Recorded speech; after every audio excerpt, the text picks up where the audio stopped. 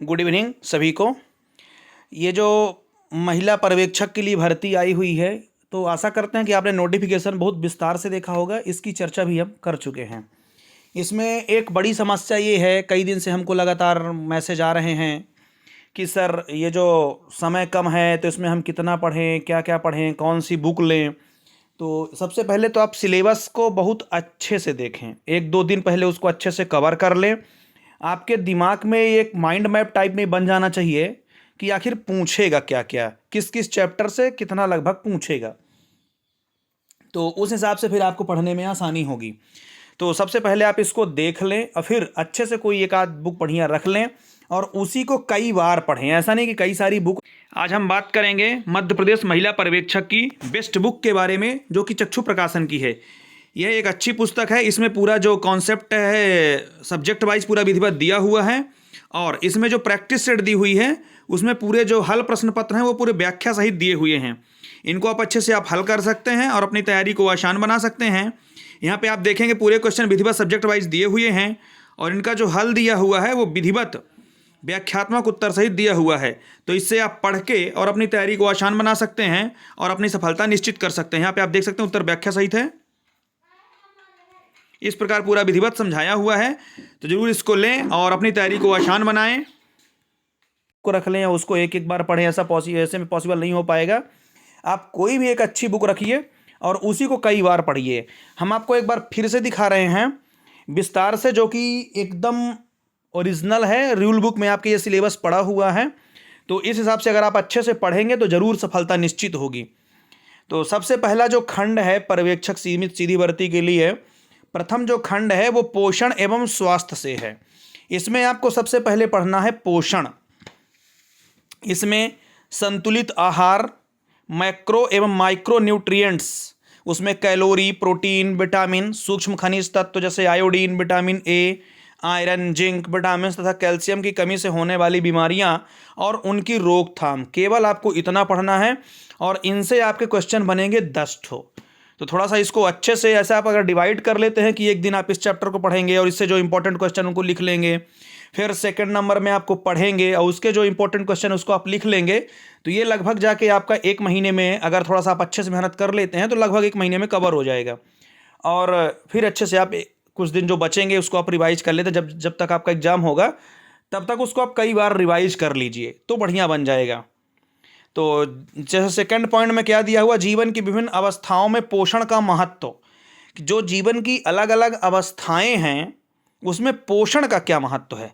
जैसे सबसे पहले है किशोरावस्था, तो ये लगभग अगर एक बार अच्छे से आप देख लेंगे मन लगा के, तो ये काफ़ी सारी चीज़ें आपको अच्छे से कवर हो जाएंगी। फिर है गर्भावस्था में जो धात्री माताएं हैं, जो नवजात शिशु हैं, बाल्यावस्था हैं और वयस्क हैं, इनमें पोषण का महत्व क्या है, किस प्रकार से उनका पोषण होना चाहिए, इसको आपको थोड़ा सा अच्छे से देखना है। इससे आपको मिलेंगे 8 नंबर। नेक्स्ट है गर्भवती की देखभाल। गर्भावस्था में वजन की निगरानी करना, मातृ शिशु की रक्षा करना, गर्भावस्था में खतरों से बचाव और प्रसव पूर्व स्वास्थ्य जांच, इसको थोड़ा सा अच्छे से एक बार देख लेंगे। और लगभग ये ऐसे पॉइंट है जो लगभग सामाजिक हैं, और इनको आप एक बार अच्छे से अगर देख लेते हैं तो जल्दी से कवर हो जाएंगे ये, और इससे आएंगे आपको 7 नंबर के क्वेश्चन। नेक्स्ट है टीकाकरण के बारे में। तो जो राष्ट्रीय टीकाकरण कार्यक्रम होते हैं उनके अंतर्गत जो लगने वाले टीके हैं उनके बारे में आपको नॉलेज होना चाहिए। टीकाकरण का महत्व क्या है वो नॉलेज होना चाहिए, और अगर टीका नहीं लगा तो उसका दुष्प्रभाव क्या होगा इसके बारे में नॉलेज होना चाहिए। इससे आपको 8 नंबर के क्वेश्चन देखने को मिलेंगे। फिर हैं स्वास्थ्य के जो विभिन्न राष्ट्रीय कार्यक्रम चल रहे हैं, इसको आप देख लेंगे। NRHM और ICDS अंतर्गत संचालित योजनाएं हैं, इससे आपको टोटल 6 नंबर के क्वेश्चन देखने को मिल जाएंगे। फिर है कुपोषण, जन्म के पूर्व कारण एवं संरक्षण के उपाय, जन्म के बाद कारण एवं संरक्षण के उपाय है, इससे आपको मिल जाएंगे 8 नंबर। उसके बाद सामान्य बीमारियों की जानकारी है, इसमें आपको दस्त के बारे में जानकारी होना चाहिए, उल्टी के बारे में, आँखों के और नाल का संक्रमण, खसरा, गलघोंटू, टिटनेस, काली खांसी, TB, निमोनिया, इनसे आपको मिलाकर 8 नंबर का होना चाहिए। इस प्रकार आप देखेंगे 7 टॉपिक पढ़ के आपके 55 नंबर कवर हो रहे हैं।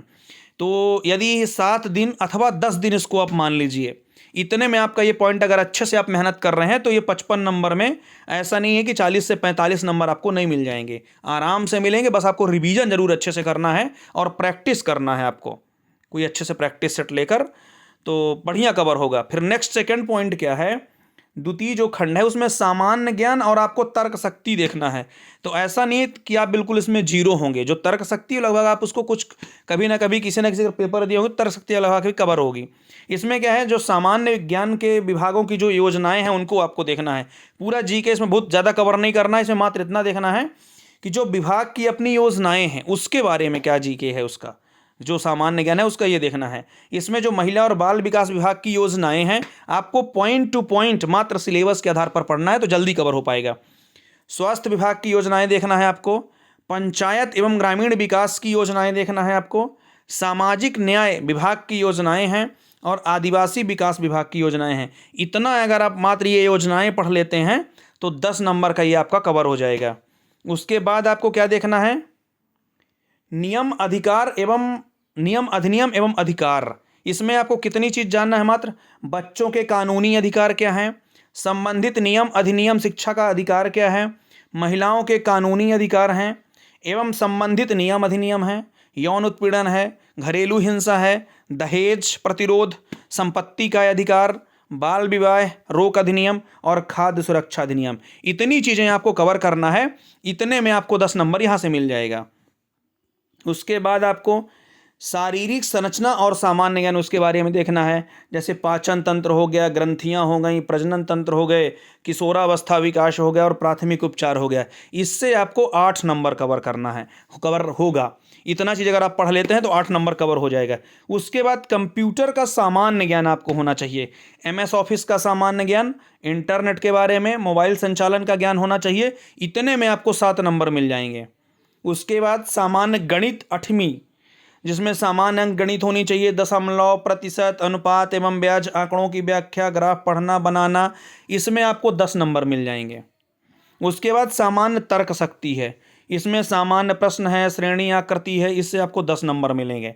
इस प्रकार इतने 6 टॉपिक में आपको 55 नंबर कवर होंगे। तो इसको भी अगर आप अच्छे से 10 दिन दे देते हैं, 8 दिन 10 दिन, तो आपके ये 55 नंबर में 40 से 45 50 तक भी खींच सकते हैं। अगर आप ठीक से मेहनत कर लेते हैं तो आपको मिलना तय है। उसके बाद तृतीय खंड है प्रबंध की गुण। इसमें संचार एवं परामर्श कौशल से संबंधित 2 अपठित गद्यांश आधारित होंगे और अगर अपठित गद्यांश आएंगे तो लगभग आप उनसे उत्तर ढूंढ लेंगे, तो इससे 12 नंबर का आपको देखने को मिलेगा। ये आपका प्लस पॉइंट रहेगा, क्योंकि अपठित गद्यांश से ही आपको पढ़कर अच्छे से उसके उत्तर ढूंढ के देना पड़ेगा।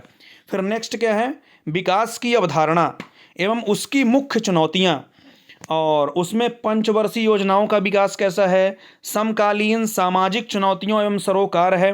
इससे आपको 10 नंबर देखने को मिलेंगे। उसके बाद नेतृत्व विकास है, इसमें आपको नेतृत्व क्षमता, गुण एवं कौशल, आंतरिक गवर्नेंस, समन्वय, समूह कार्य और टीम वर्क, इतना अगर आप कवर कर लेते हैं तो 8 नंबर मिल जाएंगे आपको। उसके बाद संप्रेषण की परिभाषा, प्रकृति, माध्यम एवं अवरोध, इससे आपको 7 नंबर देखने को मिल जाएंगे। उसके बाद सामुदायिक संगठन एवं मोबिलाइजेशन, इसमें समुदाय एवं सामुदायिक संगठन की समझ है, सामुदायिक संगठन के सिद्धांत है, सामुदायिक विकास एवं जन भागीदारी, सामुदायिक मोबिलाइजेशन है। इसको आपको देखेंगे तो टोटल 45 नंबर मिल जाएंगे। ये जो ज्ञान है इसमें लगभग आधा के आसपास आप मान सकते हैं ऐसा ज्ञान है जो कि सामाजिक ज्ञान है, उसमें आपको बहुत भारी मेहनत नहीं करनी पड़ेगी। अब अगर आप ईमानदारी से 1 बार 2 बार देख लेते हैं तो लगभग बहुत सारे क्वेश्चन आपके कवर हो जाएंगे। उसके बाद चतुर्थ खंड है शिशु की प्रारंभिक देखभाल एवं शिक्षा। इसमें आपको जो बाल विकास का परिचय है वो देखना है, जैसे बुनियादी अवधारणाएं हो गई, वृद्धि और विकास को परिलक्षित करने वाले सिद्धांत हो गए, विकास के महत्वपूर्ण चरण हो गए, अनुवांशिकता और पर्यावरण पर बाल विकास का प्रभाव हो गया, प्रीनेटल विकास, प्रथम 3 वर्ष में विकास, 3 से 6 वर्ष के मध्य विकास, और लगभग बहुत सारी महिलाएं तो माता भी होंगी तो उनको ये सारी चीज़ें वैसे ही लगभग काफ़ी सारी चीज़ें कवर होंगी। और इतना अगर आप अच्छे से देखते हैं तो 12 नंबर आपके ये कवर हो जाएंगे। शाला पूर्व शिक्षा परिचय, इसमें शाला पूर्व शिक्षा अवधारणा एवं औचित्य, आयु अनुरूप सीखने की श्रेणियां और स्तर, बच्चे के सीखने की प्रक्रिया और मानसिक क्षमताएं, शारीरिक एवं गत्यात्मक विकास, संज्ञानात्मक विकास, भाषा विकास, सामाजिक एवं भावनात्मक विकास, सृजनात्मक विकास। इससे इतना अगर आप पढ़ लेंगे तो आपको ये 12 नंबर कवर करा देगा। उसके बाद विशेष आवश्यकता वाले बच्चे कौन कौन से हैं उनको आपको पहचानना है, उनको सुविधाएं कौन कौन सी देनी हैं, कैसी संस्थाओं में पढ़ाना है, क्या करना उसके बारे में, उनके लिए राष्ट्रीय और राज्य स्तरीय कार्यक्रम क्या होते हैं उसके बारे में जानकारी होना चाहिए। इससे आपको 10 नंबर देखने को मिल जाएंगे। फिर बाल देखभाल एवं संरक्षण हो गया, बच्चे की देखभाल एवं संरक्षण की अवधारणा, संस्थागत और गैर संस्थागत देखभाल, अनाथ, बेसहारा, निःशक्त, एड्स प्रभावित बच्चों के लिए योजनाएं, बच्चे और कानून, एकीकृत बाल सुरक्षा योजना। इस प्रकार टोटल 45 नंबर का इस प्रकार आपका ये पूरा सिलेबस है। इनको थोड़ा सा आप देख लेंगे। ये सीधी भर्ती स्नातक स्तर के लिए इनका है, तो इसको फिर हम किसी अगले दिन देख लेंगे। ये अभी जो था वो आंगनवाड़ी वालों के लिए सिलेबस था जो 12th पास होंगे। ये हायर सेकेंडरी स्तर वालों के लिए है जो कि आंगनवाड़ी में हैं। उसके बाद यहाँ पे ग्रेजुएशन पास वालों के लिए है, इसको हम अलग से चर्चा करेंगे। एक दिन में वीडियो काफ़ी लंबा हो जाएगा। ये पर्यवेक्षक जो कि सीधी भर्ती और स्नातक स्तर के लिए होगा, तो इनमें थोड़ा सा आप देखेंगे। लगभग सिलेबस सेम है, थोड़ा बहुत जो डिफरेंस होगा उसको हम अच्छे से देख लेंगे, फिर कवर कर लेंगे। तो अपने मित्रों को ज़रूर शेयर कर दें और लेटेस्ट अपडेट के लिए आप चैनल को सब्सक्राइब कर लें। बहुत बहुत धन्यवाद।